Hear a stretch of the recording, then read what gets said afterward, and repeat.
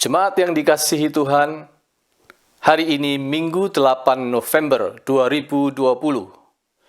Kita mengikuti pertukaran mimbar yang diatur oleh NIPC, National Indonesian Presbyterian Council, sebuah badan yang bernaung di bawah PCUSA, Presbyterian Church USA.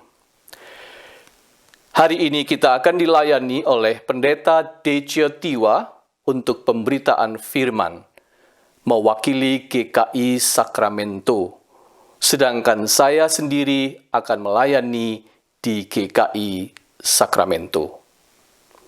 Jemaat sekalian, mari kita memasuki ibadah ini dengan penuh syukur, dilandasi oleh pengakuan bahwa pertolongan kita datang dari Tuhan, Pencipta langit dan bumi, yang memelihara kasih setianya sampai selama-lamanya. Amin.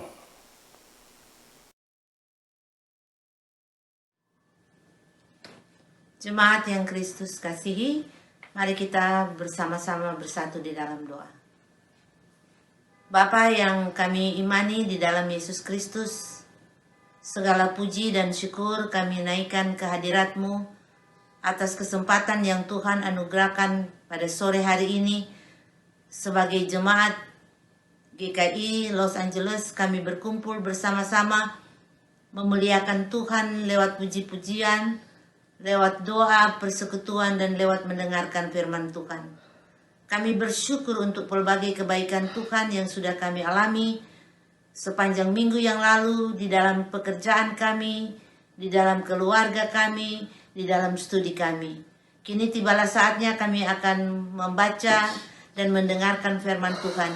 Kami mohon pertolongan Roh Tuhan untuk memampukan kami, membuka hati dan pikiran kami, agar pemberitaan firman yang akan kami terima pada sore hari ini akan dapat kami berlakukan di dalam kehidupan kami setiap saat. Tolonglah kami ya Tuhan, untuk tidak hanya menjadi pendengar-pendengar firman Tuhan, tetapi kami menjadi pelaku-pelaku firman Tuhan kini dan selama-lamanya. Amin.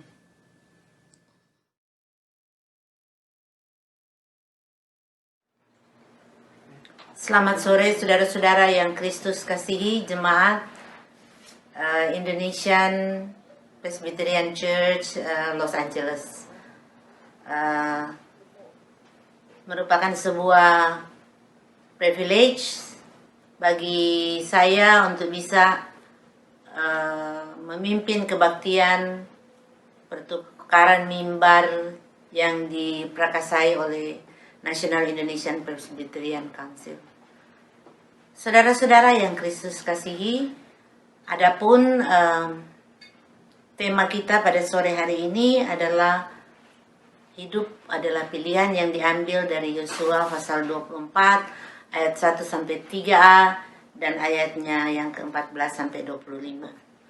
Saya ingin membaca dua ayat dari kitab Yosua ini, yaitu ayat 14 dan 15.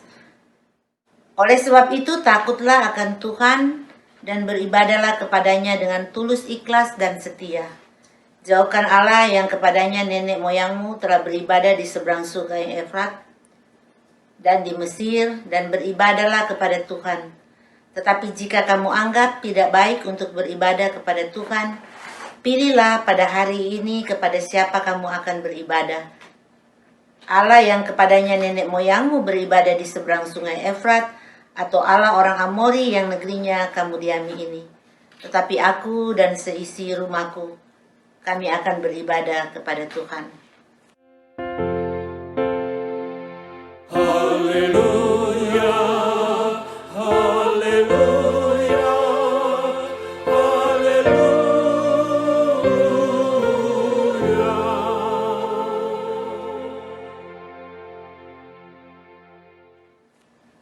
Jemaat yang Kristus kasihi, sebelum saya datang ke Amerika tahun 2001, saya bekerja dengan sebuah institusi Missionary Society yang berkantor pusat di Switzerland. Sebagai jabatan saya adalah sebagai koordinator gereja-gereja di Asia.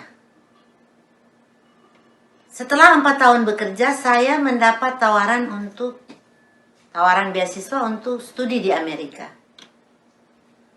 Saya berada di crossroad, apakah memilih melepaskan pekerjaan atau jabatan yang bagus dengan gaji yang lumayan, atau datang ke Amerika untuk studi lanjut. Pertanyaan yang muncul dalam benak saya adalah bagaimana nanti di Amerika? Bagaimana memulai kehidupan baru di Amerika yang hanya bersandar kepada bantuan beasiswa. Akhirnya setelah berunding dengan keluarga, saya mengambil keputusan untuk datang ke Amerika sendiri dulu dan studi di sini. Saya harus mulai hidup baru bergantung pada beasiswa, tetapi keputusan yang saya ambil ketika saya memilih datang ke Amerika atau ke negara Uncle Sam ini, tentu saja saya juga telah memikirkan resiko-resiko yang harus saya tanggung. Demikian juga dengan saudara, ketika saudara-saudara datang ke Amerika, tentu saja ada yang harus meninggalkan karir, keluarga, pelayanan, pekerjaan, dan memutuskan untuk coba hidup di negara Amerika ini.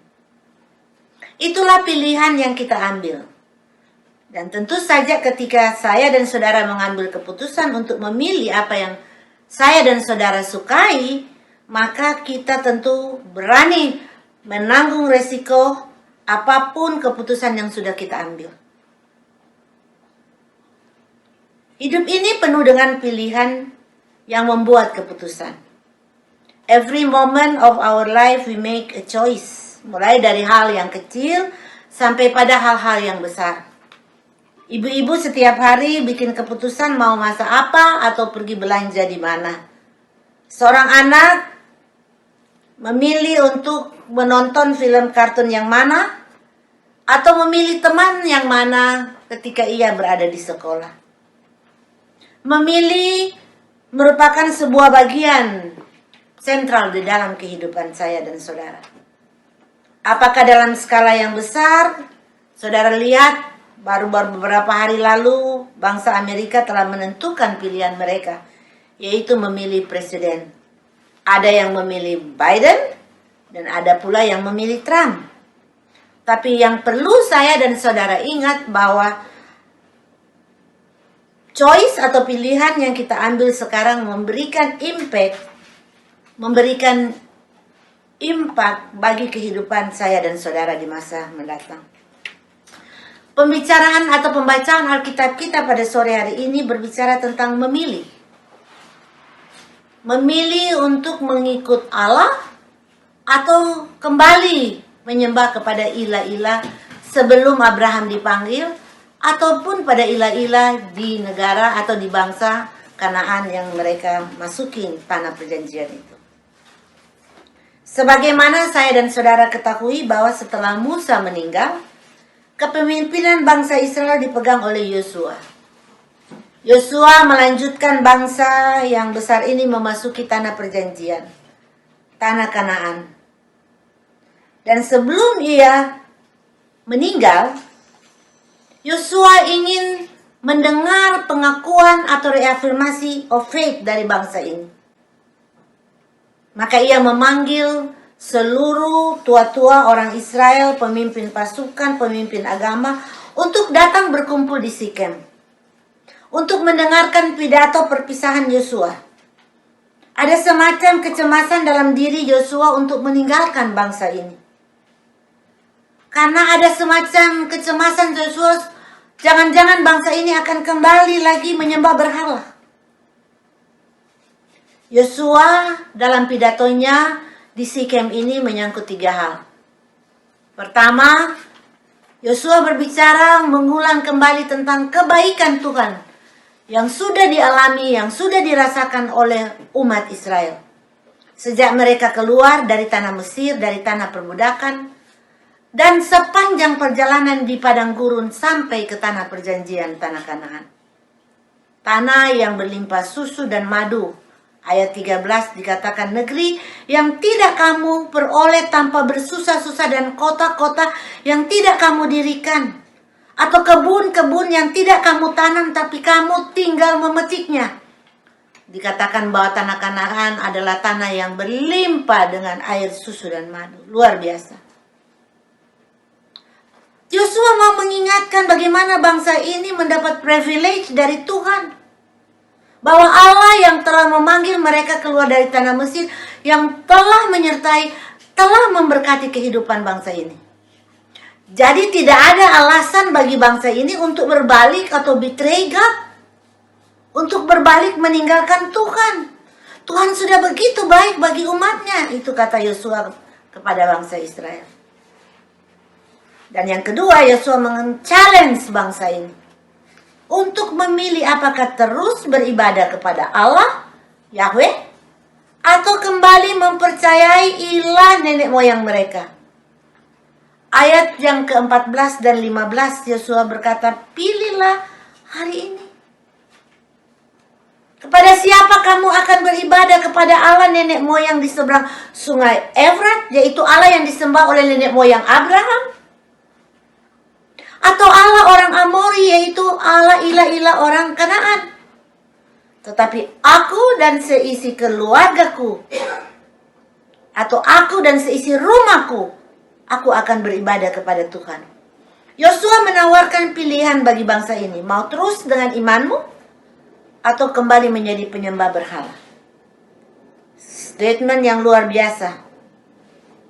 Dia tidak memakai kata keluarga di sini, saudara. Dia tidak bilang aku dan seisi keluargaku akan beribadah, tapi dia pakai kata aku dan seisi rumahku. Rumah menunjuk kepada household, termasuk orang-orang yang bekerja dengan Yosua. Not only the family. Tidak terbatas kepada anggota keluarga, tetapi seluruh orang yang bekerja di tempat Yosua. Dia akan beribadah, dia akan menyembah Tuhan, dia akan takut kepada Tuhan. Saudara-saudara yang Kristus kasih, Yosua sangat mengenal watak kehidupan bangsa Israel ini.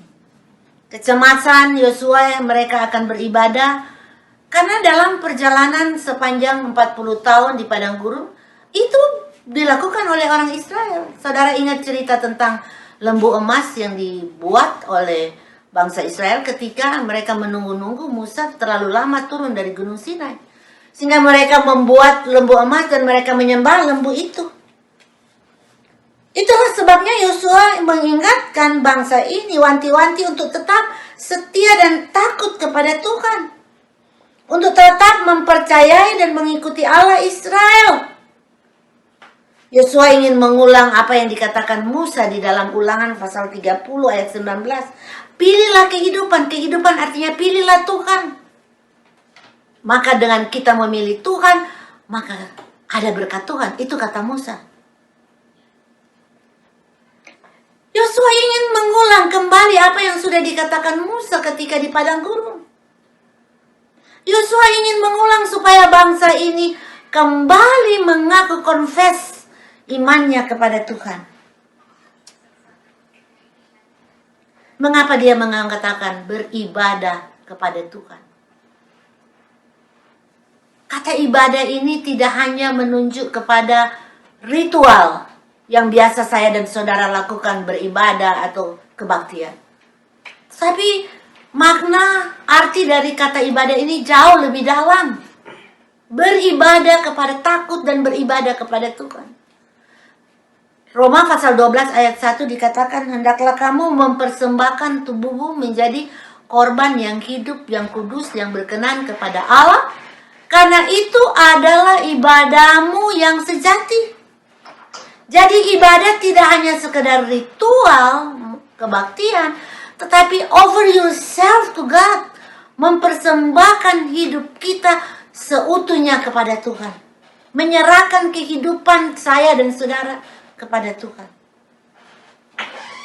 Dan yang ketiga, Sikem menghasilkan sebuah confession, sebuah pengakuan, sebuah konfirmasi bahwa bangsa Israel, ya, kami akan takut, kami akan terus beribadah kepada Tuhan. Kami akan terus percaya kepada Allah, Ishak, dan Yakub. Allah yang telah memanggil menuntun bangsa ini. Reafirmasi of faith merupakan hal yang penting. Bukan saja di masa Yosua, but today, di saat sekarang, di masa sekarang. Kita perlu reaffirm iman kita. Bukan hanya sekedar setiap minggu kita mengulang confession Nisea atau pengakuan iman aku percaya kepada Allah Bapa yang Maha Kuasa. Bukan hanya sekedar itu, saudara-saudara. Tetapi reaffirmation of faith, penyataan kembali bahwa kita tetap mengikuti Tuhan apapun yang akan terjadi, itu sangat dibutuhkan dewasa ini di tengah-tengah abad yang modern. Mungkin kita tidak pergi ke Ila-Ila lagi, Amori atau Efrat atau di Gunung Batu atau gua-gua, tetapi Ila di zaman modern ini mengambil wajah yang berbeda, mengambil wajah yang modern. Salah satu adalah ilah materialistis. Uang. Orang banyak berpikir bahwa uang merupakan segala-galanya, kunci dari segala-galanya. Tuh, orang banyak berpikir bahwa uang merupakan alat untuk sebuah kebahagiaan, tapi ketika orang punya uang banyak justru tidak ada kebahagiaan. Dan berbagai bentuk ilah-ilah zaman sekarang ini. Saya dan saudara diguncang, ditawarkan. Either beribadah, either mengasihi Tuhan, either berbakti kepadanya, either mempersembahkan hidup kepada Tuhan, atau kepada ilah-ilah zaman. Khususnya sekarang saya dan saudara mengalami COVID-19. Itu menguncangkan faith, iman orang percaya yang kehilangan kekasih mereka, yang kehilangan saudara mereka, orang tua, anak mereka, atau kehilangan pekerjaan mereka, atau kehilangan usaha mereka, bangkrut. Anak saya tuh punya usaha di Bali, dan sering dia kirim foto memberikan gambaran bahwa kalau dulu begitu ramenya Bali, sekarang ini kosong, jalanannya kosong, tidak ada orang.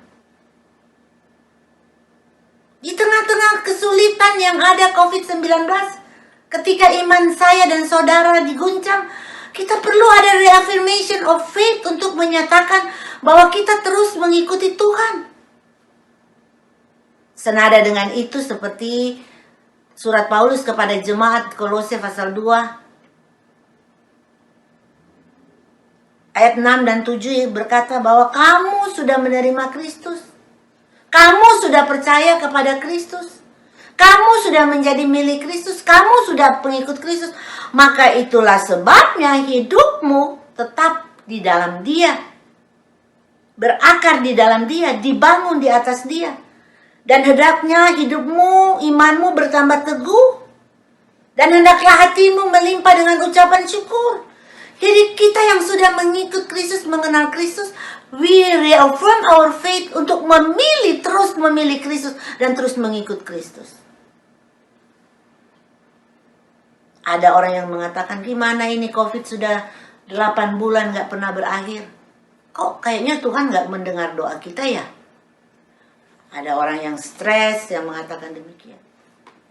Tapi ada yang mengatakan, saya tidak peduli lagi Ibu Tiwa. Mau berakhir kapan COVID-19 ini? Tapi yang sekarang saya minta bagaimana saya diberi kekuatan, diberi kesanggupan, agar saya mampu untuk menghadapi hidup dalam tantangan ini, hidup dalam COVID ini. Saya punya hidup bisa move on. Kita membutuhkan reafirmasi of faith. Saya dan saudara sudah memutuskan untuk menjadi pengikut Kristus. Mari kita terus mengikuti Dia. Mari kita terus takut akan Dia. Dan memilih untuk over ourselves, keluarga kita, pekerjaan kita, usaha kita, pergumulan kita ke dalam tangan Tuhan. Pilihlah Kristus, maka kamu akan hidup. Amin.